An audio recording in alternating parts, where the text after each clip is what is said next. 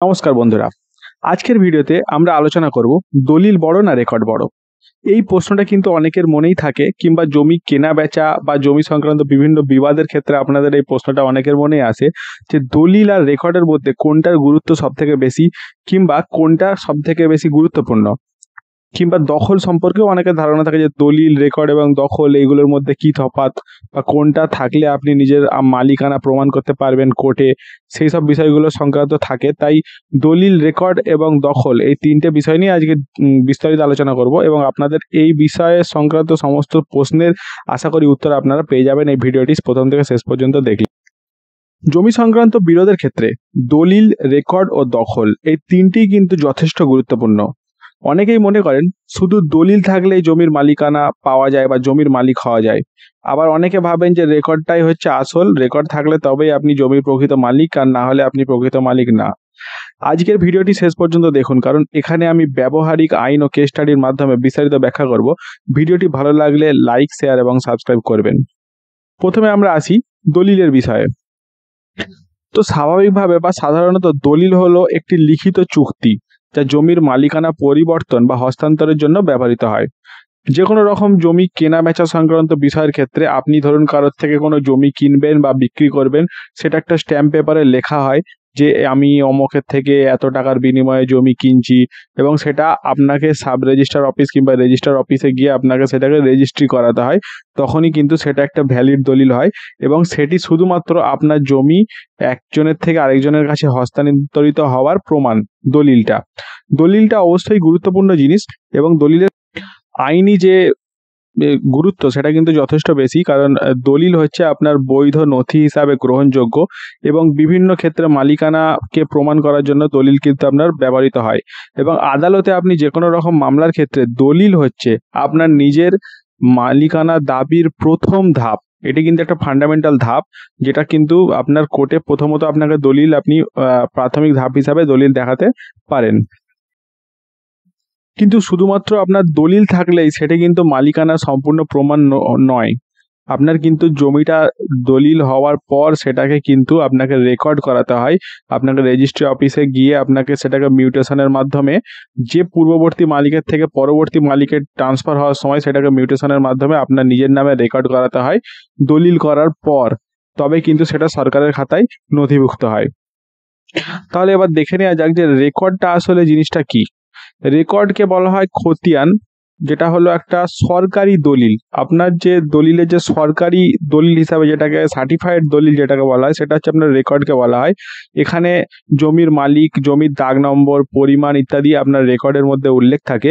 এটা আপনার BLRO office থেকে আপনি রেকর্ড আপনার তুলতে পারবেন বা সংগ্রহ করতে পারবেন। সরকারি নিয়মিত ভূমি জরিপ করে খতিয়ানে আপডেট করে, তাই জন্য রেকর্ডটা কিন্তু আপনার আপডেটেড ভার্সান, এবং এটি প্রতিনিয়ত আপডেট হয়। তাই জন্য এটার গুরুত্ব কিছুটা দলিলের থেকে বেশ কিছুটা বেশি।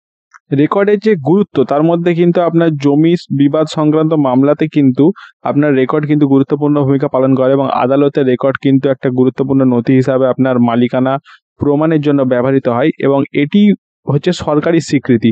দলিল কিন্তু আপনার সরকারি স্বীকৃতি না, এটি আপনি জাস্ট একজনের থেকে একটা জায়গা কিনলেন তার প্রমাণপত্র, কিন্তু এটা সরকারি স্বীকৃতি না। রেকর্ডটা হচ্ছে আপনার সরকারি স্বীকৃতি।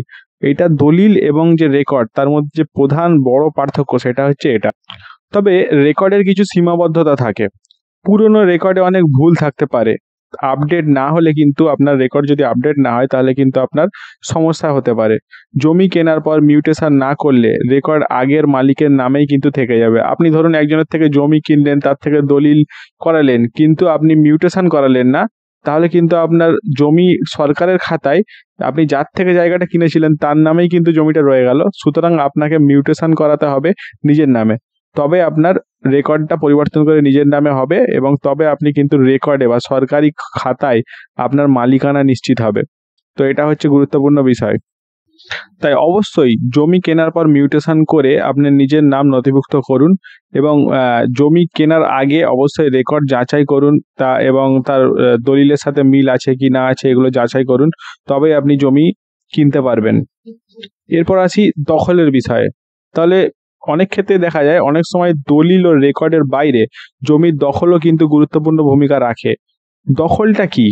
দখলটা হচ্ছে যদি কেউ দীর্ঘদিন জমি ব্যবহার করেন এবং কোনো আইনি চ্যালেঞ্জ না থাকে তাহলে তিনি মালিকানা দাবি করতে পারেন। 12 বছর ধরে শান্তিপূর্ণ দখল থাকলে অ্যাডভার্স পসেশন আইনের কিন্তু আপনি মালিকানা পাওয়া যেতে পারে। অর্থাৎ দখলের মাধ্যমে কিন্তু আপনি একটা জায়গার মালিক হতে পারেন। দখলের যে আইনি গুরুত্ব হচ্ছে, দখল থাকলে মালিকানার দাবি শক্তিশালী হয়।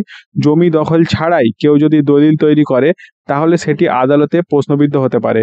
জমির আইনি মালিকানা চ্যালেঞ্জ হলে দখলের প্রমাণ, রসিদ, আপনার বিভিন্ন রকম জলের রসিদ, ইলেকট্রিক বিল, এগুলো কিন্তু আপনার যে আপনি দখলে আছেন তার প্রমাণ হিসাবে কোর্টে প্রয়োজন হয়। সুতরাং দখলটা কিন্তু গুরুত্বপূর্ণ জিনিস। তো দখলটার একটা বিশেষ গুরুত্ব। তো এবার আসি প্রশ্নের শেষ পর্যায়ে, ভিডিও শেষ পর্যায়ে যেটা প্রশ্ন ছিল সেটা হচ্ছে দলিল বড় না রেকর্ড বড় না দখল বড়, বা মালিকানা প্রমাণের ক্ষেত্রে আপনার কোনটার গুরুত্ব সব থেকে বেশি।